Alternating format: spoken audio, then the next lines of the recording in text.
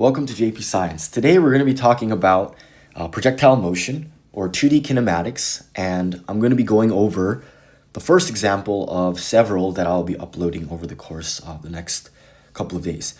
Here, the first example says that a football place kicker kicks the ball at an angle of 30 degrees above the horizontal, and the football lands 4.5 seconds later at the same height as it was launched. Okay, so I think those are realistic values for what a kicker might actually do in a football game. But anyways, I've drawn here the launch angle and drawn the vector. So this would be the initial velocity vector there. And we have a series of questions here. First, what is the initial speed of the football? What is the maximum height of the football? And how far does the football travel horizontally? So we're going to go over all three of these. And this is a pretty classic projectile motion question. So hopefully this will be helpful as you work on these types of similar questions in this unit. Okay, so before we begin, I wanted to talk a little bit about the 2D kinematics equations, or really just the kinematics equations, how we're going to apply that to the two dimensions. But first, you'll see here that I have written out the 4 kinematics equations, but I've kind of converted some of these into a little bit of a different version. And how I did that is I recognized that delta x, which means the change in x, is the final position minus the initial position. Okay, and so you can see that I've kind of substituted this in at each of the delta x's and then added the minus initial position to the other side, and so you get kind of these versions. And I like, not this one, on this one. And I like to write it this way because I think people sometimes forget that the initial position is not necessarily 0, right? Because if it was, then yes, for the delta x, you could just put whatever the final position is. But if there was a different initial position that is not 0, you would have to account for that. And so I often write this in this way so we don't forget any steps there, okay? And so I have written out the version for the x component and of course for the y component as well, because when we work on projectile motion, we're working with usually both the x and the y components, and so you need to have both. You can easily convert from this to this just by substituting in negative 9.8 for the acceleration, wherever acceleration comes up. But I've written this as negative g, so I know already that this is going to be negative, and then g can just be 9.8 meters per second squared. Okay.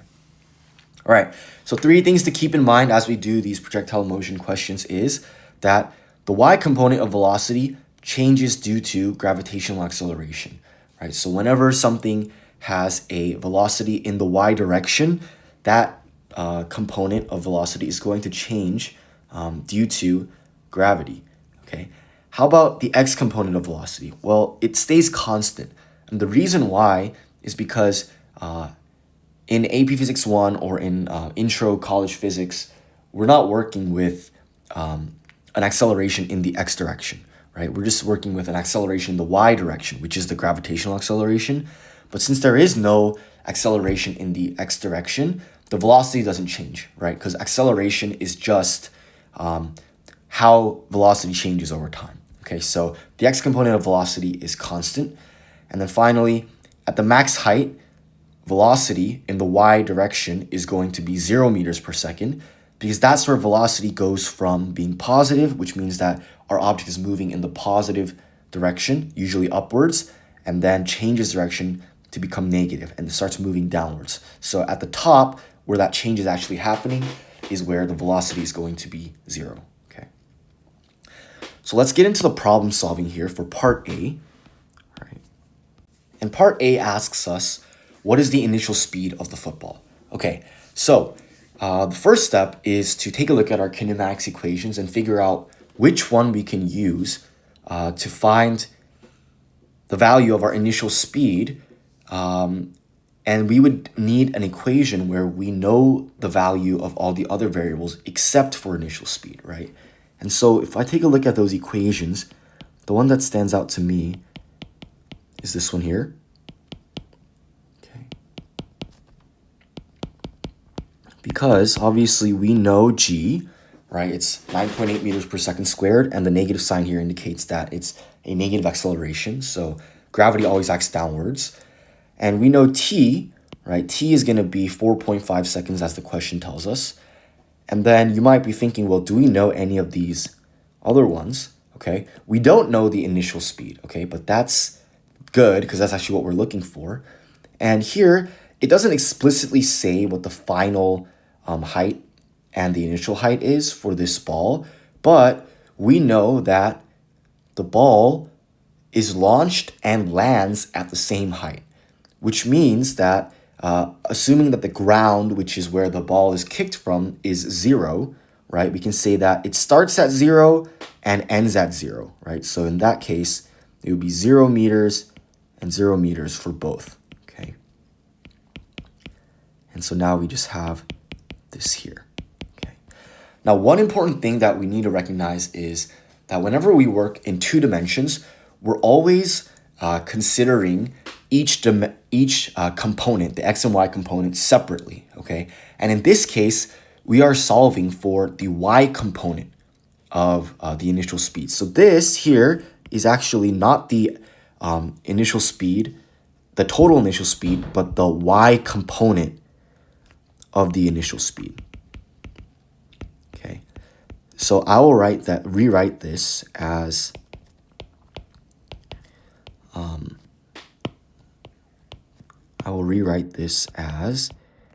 the initial speed in the y direction, okay?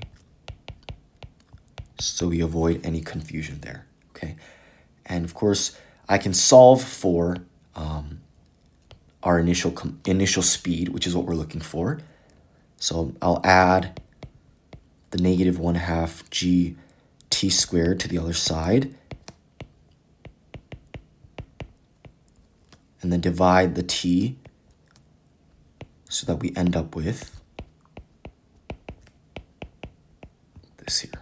Okay, now notice that the question does not ask us what is the initial speed of the football, what is the y component of the initial speed of the football, right? It asks for the actual initial speed of the football. And so we're gonna have to find out how can we use the y component of the initial speed to find the actual y component, okay?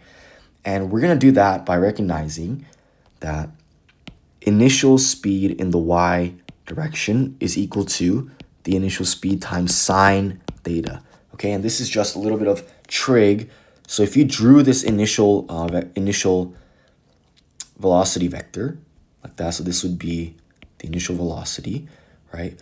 What we have is the 2 components like that. So this would be in the x direction and the y direction, and we have our angle theta here. And so based on the trig, we could do sine theta is equal to the y component of the initial velocity divided by the hypotenuse, which is the initial velocity, and that's how we get to that there, okay? And so I'm going to rewrite this as the initial speed is equal to the y component of the initial speed divided by sine theta, okay? And since we just found out that the y component of the initial speed is 1/2 gt, we can substitute that in, and this is the equation we're going to use to find the initial speed of the football. Now, I've kind of been using the word velocity and speed interchangeably, but we do need to be careful because remember, speed is the magnitude of velocity. So anytime you have the speed and the direction, then that's the velocity vector, okay? But in this case, the question just asks us for the initial speed, so we don't really need to worry about the direction, okay? But anyways, let's go ahead and solve this out. So the initial speed is going to be equal to 1/2 times 9.8 meters per second squared times 4.5 seconds, since that's how long the football was in the air, okay, times sine 30 degrees, right? And if we solve this out, we're going to get, let's see here, 44.1 meters per second.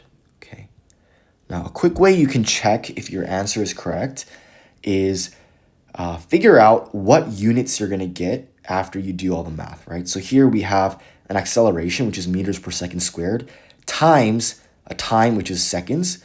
And so this will, meters per second squared times seconds will cancel out one of the seconds here, which will give you meters per second. And that is indeed the unit for speed. And so you most likely have the right answer as long as all the other math is correct, okay? And so our answer to part A is 44.1 meters per second. And that's the initial speed of the football, okay? Okay, so now let's take a look at part B, which is asking us what the maximum height of the football is. Now, whenever you encounter a question that's asking about the max height, you want to think about the fact that the maximum height or the top of this object's path is going to be where the velocity in the y direction, okay, is 0, right? And we talked about this briefly earlier, how at the top of the object's motion, because the velocity is going from positive to negative, right at the top, the max height, that's where the velocity is going to be 0. It's going from positive to negative. Okay, so we're going to try to use that to solve this problem. Now, we want to be very careful because remember, at the top, yes, the velocity in the y direction is 0, but the total velocity includes the x component, and therefore the actual velocity is not 0. It's just the velocity in the y direction, okay? And so the equation that we can use to solve this would be this equation here.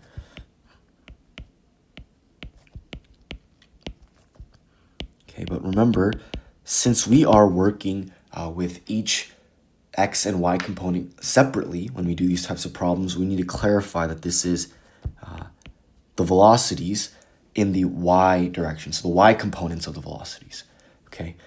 All right, so here we've established that the velocity at the top is going to be 0, and so that's actually going to be our final velocity in this case, okay? So we can just cross that out. It's going to be 0 meters per second. Now, our initial velocity in the y direction is not 44.1 meters per second, because if you remember, we did this calculation here divided by sine theta to find the actual initial velocity, not that of the y component.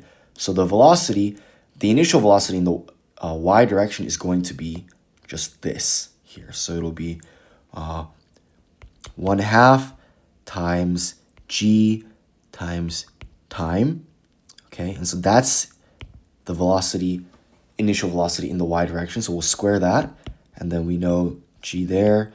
Here, okay, because the ball is being kicked from the ground, and we know that the ground, we can define that as being 0 meters. I'm going to go ahead and cross that out because the initial height is just going to be 0 meters.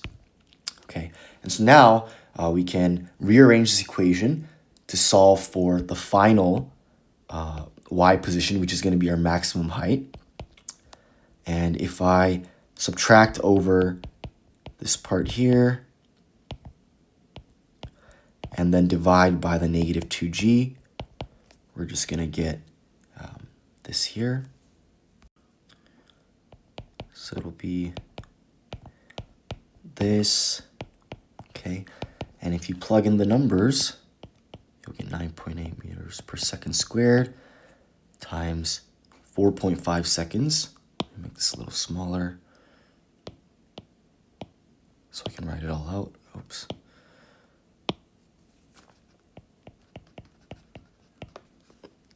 And we're going to square this whole thing and then divide it by 2 times 9.8 meters per second squared, okay? And if you do that math, you will get 24.8 meters. And so that would be the max height of this football. And we know that because this height is achieved when the velocity in the y direction is at 0. So we know that's where the ball is going to be at its peak. Okay, finally, we're going to talk about part C, which asks us how far does the football travel horizontally. All right, so remember, we're working with either the x or the y direction. And in this case, we need to think about the x component of the ball's motion, because the question asks does the ball travel horizontally. Now, if you recall, when we think about the x direction in projectile motion, there is no acceleration along the x direction. What this means is that whatever the initial velocity is in the x direction, so the x component of the initial velocity is going to be the x component of the velocity at every point along the object's motion. The only reason this ball would come to a stop is because the y component of the velocity decreases until the ball hits the ground. Okay, and so the x component of the initial velocity is going to stay constant the entire time, and therefore how far the football actually travels is completely dependent upon how long the ball actually stays in the air. So that's just our time. Okay, and we know that that is 4.5 seconds. All right. So there are two candidates for which equations we can use. The first one is this here. And the second one might be this one here.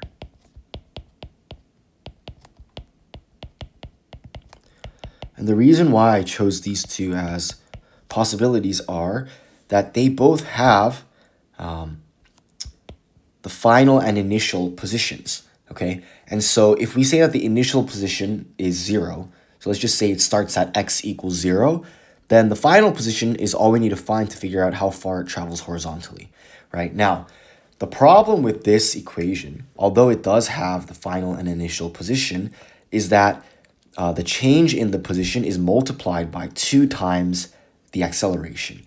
Now, as we mentioned, the acceleration in the x direction is going to be 0, right? Because there is no change in the velocity as far as the velocity going in the x direction. Okay, so this is immediately eliminated, and now we know that we have to use this equation. I'm going to rewrite this real quick to prevent any confusion. Remember, this needs to be the initial velocity, or the x component of the initial velocity is what I meant to say. And then, so we have this. All right. So how do we find the initial velocity's x component? Well, earlier we mentioned that if we have this initial velocity vector, okay, then we have the two components, y and x. Okay, and if we know theta, then to figure this out, we can say, well, the cosine of the angle theta is equal to the adjacent side, which is our x component, divided by the hypotenuse, which is the initial velocity. And then we can multiply this over to figure out that we can just multiply what we know to be our initial velocity, or the initial speed, by the cosine of the angle, okay? Now, so we'll substitute that into our equation there.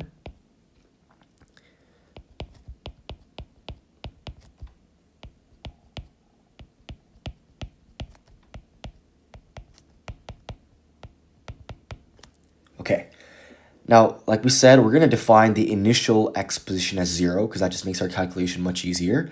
And then we also know that the acceleration in the x direction is 0, so we're going to cross this entire thing out, because 0 times anything is 0, so that's just all going to be gone there. And finally, now we're just left with this. Okay, this ends up being a pretty simple calculation. From part A, we know that the initial velocity, or the initial speed, is 44.1 meters per second. Meters per second, not second squared. That would be acceleration, times cosine of 30, because that's the angle, and then time is 4.5 seconds. And this gives us our answer of 171.9 meters, which means that the ball travels horizontally 171.9 meters before it hits the ground.